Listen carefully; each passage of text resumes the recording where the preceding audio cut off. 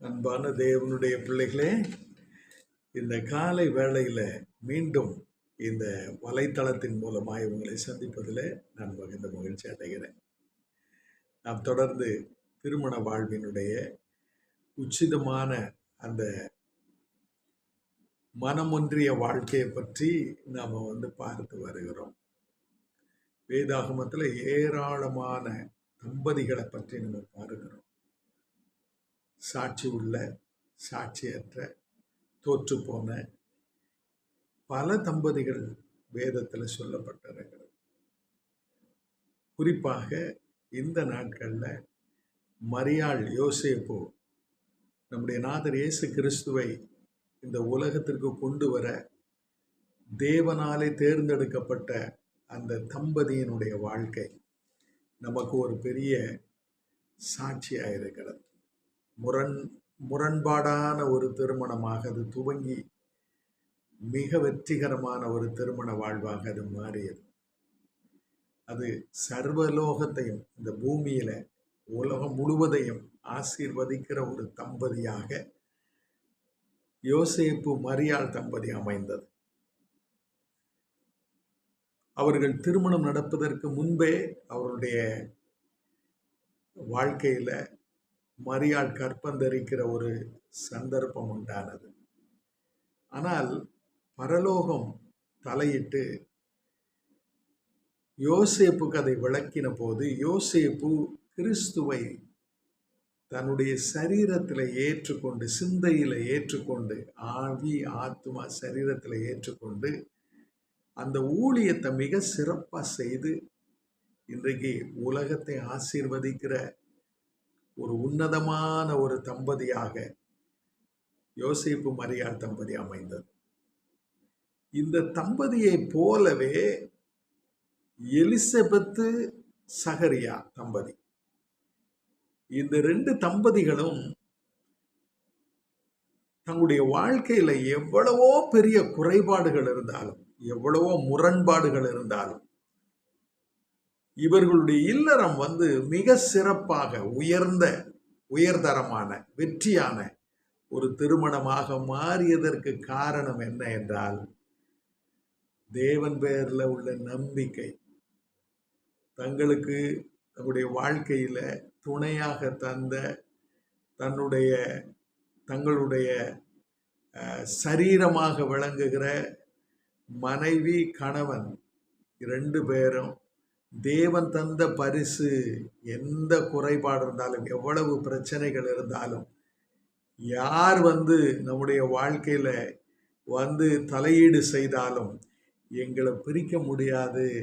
இது தேவன் தந்த பரிசு, உன்னதமான பரிசு, இது ஈடு இணையற்ற பரிசு என்று தங்களுடைய வாழ்க்கையை அவர்கள் மிக சிறப்பாக அவர்கள் வாழ்ந்ததினாலே அந்த வாழ்க்கை ஒரு வெற்றிகரமான வாழ்க்கையாக, மற்றவர்களும் பின்பற்றத்தக்க ஒரு நல்ல மாதிரியான வாழ்க்கையாக அது மாறியது. பிரச்சனை இல்லாத குடும்பங்கள் இல்லை, இடர்பாடுகள் இல்லாத, எதிர்பார்ப்புகள் இல்லாத குடும்பங்கள் இல்லை. எல்லா குடும்பங்களிலும் தோல்விகள் உண்டு, வெறுமைகள் உண்டு, ஏமாற்றங்கள் உண்டு. இன்னும் பார்த்தீங்கன்னா பலவிதமான பிரச்சனைகள், பொருளாதார பிரச்சனை, உறவு பிரச்சனை, பெற்றோர் பிரச்சனை, உறவினர்கள் பிரச்சனை, எல்லா பிரச்சனைகளும் உண்டு. இவற்றின் நடுவிலும் சர்வ வல்லவர் இருக்கிறார். எனக்கு தந்த வாழ்க்கை துணை கர்த்தர் தந்தது. வாழ்நாளில் பிறர் முகம் பாராமல் என் மனைவியோடு, என் கணவனோடு நான் திருப்திகரமாக உண்மையான ஒரு சந்தோஷத்தை அனுபவிப்பேன் என்று நம்பிக்கையோடு தொடர்கிற குடும்பங்களுக்கு வெற்றி நிச்சயம். அவருடைய வாழ்க்கையில சமாதானம் நிச்சயம், வளர்ச்சி உண்டாகும். அவர்கள் நிச்சயமாக இந்த பூமியிலே சாதிப்பார்கள். இந்த எலிசபெத்து சகரியாவினுடைய திருமணத்தை நம்ம தொடர்ந்து பார்த்து வருகிறோம். இந்த திருமணத்துல ஒரு பெரிய வெறுமை இருந்தது. மற்றவர்கள் கேள்வி கேட்கும் அளவுக்கு ஒரு வெறுமை இருந்தது. அது எதுவரைக்கும் இருந்தது? அவர்கள் வயதாகும் வரை அந்த பிரச்சனை இருந்தது. ஆனாலும் அவர்களுடைய வாழ்க்கையில மகிழ்ச்சிக்கு குறைவே இல்லை, சந்தோஷத்திற்கு குறைவில்லை. ஒரு திருப்தியோடு அவர்கள் வாழ்ந்ததினாலே தேவன் அந்த குடும்பத்தின் மூலமாக இந்த உலகத்தை ஆசீர்வதிக்க, இந்த உலகத்தில் இருக்கிற மற்ற குடும்பங்களை ஆசீர்வதிக்க அவர் சித்தம் கொண்டார். இந்த தம்பதியர் பெற்றெடுத்த ஒரு பிள்ளைதான் யோவான் ஸ்நானகன். யோவான் ஸ்நானகன் முதிர் வயதுல பெற்றெடுக்கப்பட்ட மகன். இப்ப பாத்தீங்கன்னா, பிள்ளைகளை பெறுவது நம்ம கையில கிடையாது, அது தேவனால வருகிற சுதந்திரம். அதை திரும்ப சொன்னா, அது தேவன் நமக்கு தருகிற சொத்து. ஒன்றோ இரண்டோ ஒன்றுக்கு மேற்பட்ட பிள்ளைகள், எத்தனை பிள்ளைகள் பெற்றெடுத்தாலும் பெற்றெடுப்பது நம்முடைய கைகளில் இல்லை. பிள்ளைகளை கர்த்தர் நமக்கு ஆசீர்வாதமாக கொடுக்கிறார். எப்படி கொடுக்கிறார் தெரியுமா? நம்பி அவருக்காக வளர்த்திடும்படி.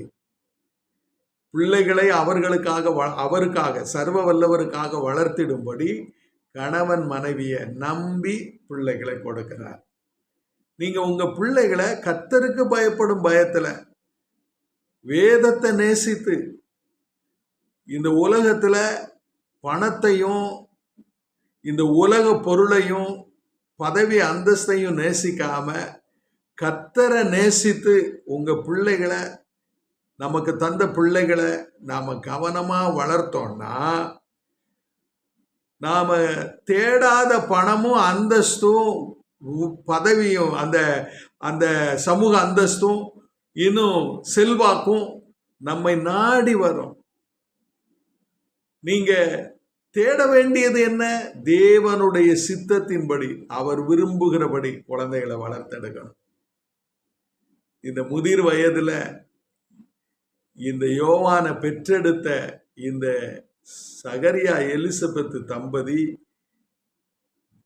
இந்த குழந்தைய ஒரு ஜெப வீரனா வளர்த்தாங்க. அந்த பிள்ளைக்காக ஒரு காத்திருந்ததுனாலே தேவதூதன் சொன்னபடி அந்த பிள்ளைய அவர்கள் கருத்தாய் வளர்த்தார்கள். இன்னைக்கு பெற்றோருக்கு பிள்ளைகளை வளர்க்கிறதுக்கு நேரம் கிடையாது. சம்பாத்தியம் சம்பாத்தியம் என்று நம்ம ஓடிக்கிட்டு இருக்கிறோம். சரி கிடையாது. உங்க பிள்ளைகளை நீங்க கர்த்தருக்கு பயப்படும் பயத்துல நீங்க சரியா போதித்து வளர்க்கலன்னா, அந்த பிள்ளைகளை சத்துரு வாரி கொண்டு போயிடுவான். சத்துரு வாரி கொண்டு போனா எப்படி அந்த குழந்தைகளை மாற்றுவான் தெரியுமா? துன்மார்க்கனா மாற்றிடுவான், விபசாரக்காரனா மாத்திடுவான், கொலைகாரனா மாத்திடுவான், கொள்ளக்காரனா மாத்திடுவான். இந்த உலகத்திற்கு, சமுதாயத்திற்கு கேடு விளைவிக்கிற ஒரு பிள்ளையாது மாறிப்போ. பின்னாட்களில் அது ஆசீர்வாதமா இல்லாம சாபமா போயிருது. ஆனா இங்க எலிசபெத் சகரியா எப்படி வளர்த்தாங்க தெரியுமா? இந்த யோவான் ஸ்நானகன் அவனுடைய வாலிப பருவத்துல வனாந்தரத்துல வாழுகிறவனாயிருந்தான். இன்னொரு கருத்தை நம்ம புரிந்து கொள்ளணும். இந்த யோவான் ஸ்நானகன் தேவனாலே ஆசீர்வதிக்கப்பட்டவன். அவனை பற்றி வேதம் என்ன சொல்லுகிறது என்றால், அவன் எலியாவின் ஆவியும் பலமும் உடையவனாய் அவருக்கு முன்பாக நடப்பான்.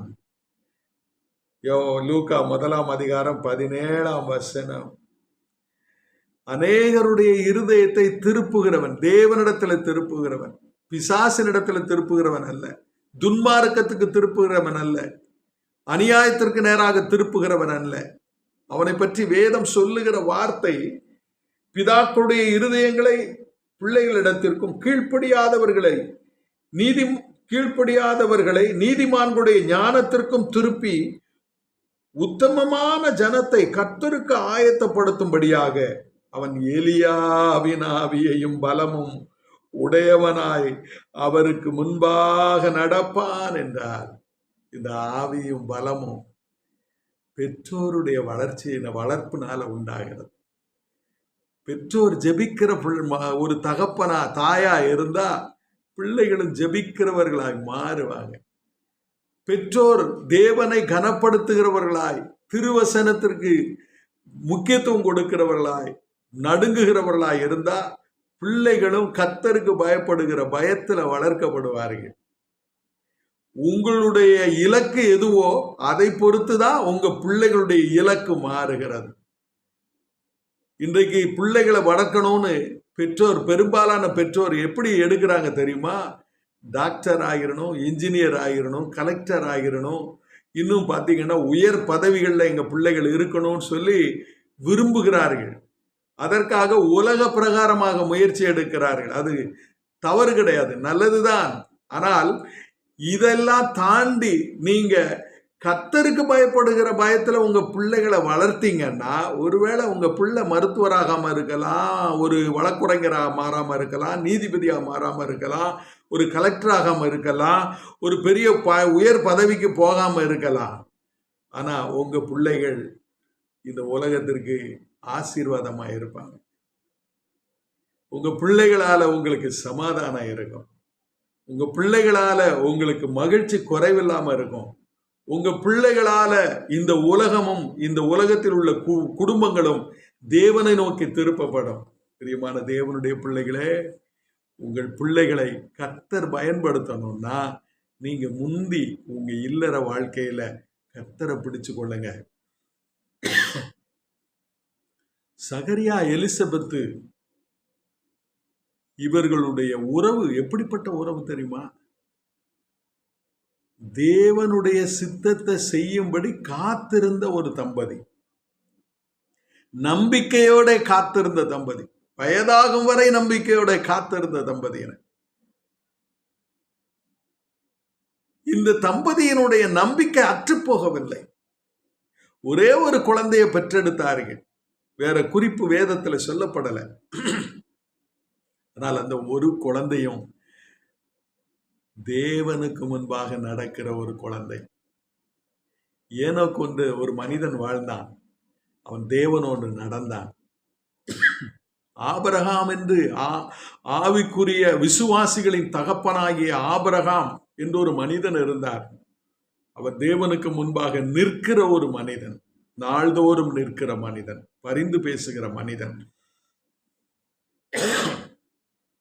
அன்பான தேவனுடைய பிள்ளைகளே, எலியா என்ற ஒரு மனிதன் இருந்தான்.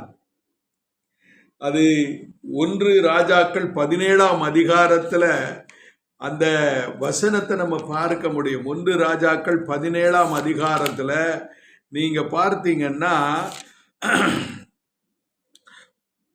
18ஆம் வசனம், 18ஆம் அதிகாரம் 1ஆம் வசனம், 1 ராஜாக்கள் 18ஆம் அதிகாரம் 1ஆம் வசனம். அநேக நாள் சென்று 3ஆம் வருஷமாகையில் கர்த்தருடைய வார்த்தை எலியாவுக்கு உண்டாகி, மன்னிக்க வேண்டும் இந்த வசனம் இல்லை, 17:1 பாருங்கள். கீலியாத்தின் குடிகளிலே திஸ்பியனாகிய எலியா ஆகாப்பை நோக்கி, என் வாக்கின்படியே அன்றி இந்த வருஷங்களிலே பனியும் மழையும் பெய்யாதிருக்கும் என்று இஸ்ரவேலின் தேவனாகிய கர்த்தருக்கு முன்பாக நிற்கிற நான் அவருடைய ஜீவனை கொண்டு சொல்லுகிறேன். எலியா தேவனுக்கு முன்பாக நிற்கிற ஒரு மனிதன். ஜெபம் தேவனுக்கு முன்பாக நிற்கிற ஒரு அனுபவம். உங்க பிள்ளைகள் ஜெபித்து வாழுகிறவர்களாய் மாற்றணும்னா நீங்க ஜெபிக்கிறவர்களாய் இருக்கணும். கணவன் மனைவியும் கரங்களை பிடித்து குடும்பத்திற்காக ஜெபிக்கிறவர்களாய் இருக்கணும். எலிசபெத்தும் சகரியாவும் கருவில குழந்தைய சுமக்கும் போது பரிசுத்த ஆவியினாலே ஜெபித்தார்கள். ஆகையினால வேதம் அவனை குறித்து என்ன சொல்லுகிறது என்றால், அவன் பரிசுத்த ஆவியினாலே நிரப்பப்பட்டிருப்பான். 15ஆம் வசனம், லூக்கா 1:15, அவன் கர்த்தருக்கு முன்பாக பெரியவனாய் இருப்பான், திராட்சரசமும் மதுபானமும் குடியான், தன் தாயின் வயிற்றில் இருக்கும் போதே பரிசுத்த ஆவியினாலே நிரப்பப்பட்டிருப்பான். அந்த தாய் தேவனுடைய சமூகத்துல அந்த பிள்ளைய பெற்றெடுக்கும்படி நடுக்கத்தோட ஆவியின் அபிஷேகத்தோட ஜெபிக்கிற ஒரு தாய், கணவனும் மனைவியும் தேவனுடைய பிரசன்னத்தை நாடுகிறவர்கள். பிரியமான தேவனுடைய பிள்ளைகளே, உங்கள் பிள்ளைகளை நீங்க எப்படி வளர்க்குறீங்க? கோபக்காரனா கோபப்பட்டு வளர்க்குறீங்களா? எதிர்த்து பேசி இப்படிதான் எதிர்த்து பேசணும் எதுக்கணும்னு சொல்லி வளர்க்குறீங்களா? கஞ்சனா இருந்து எப்படி பொருள் சேர்க்கணும்னு சொல்லி பிள்ளைகளுக்கு முன்பாக நீங்கள் அந்த டிராமாவை நடத்தி காட்டுறீங்களா? சோம்பலா இருந்து கொண்டு, ஜெபிக்காமல் இருந்து கொண்டு, தேவனை துதிக்காம இருந்து கொண்டு, இருமாப்பு பேசுகிற, சட்டம் பேசுகிற ஒரு பெற்றோரா நம்ம இருந்தோம்னா நம்முடைய பிள்ளைகளும் இப்படிதான் நம்ம வாழணும்னு சொல்லி கற்றுக்கொள்ளுவாங்களே.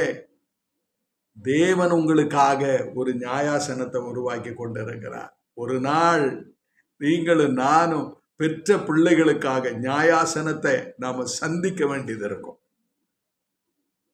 கணக்கு கொடுக்க வேண்டியது இருக்கும். எப்படி பிள்ளைகளை வளர்த்தா என்றுதான் அந்த நியாய தீர்ப்பில் நாளிலே நியாயாசனத்தில் இருந்து கேள்வி வரும்.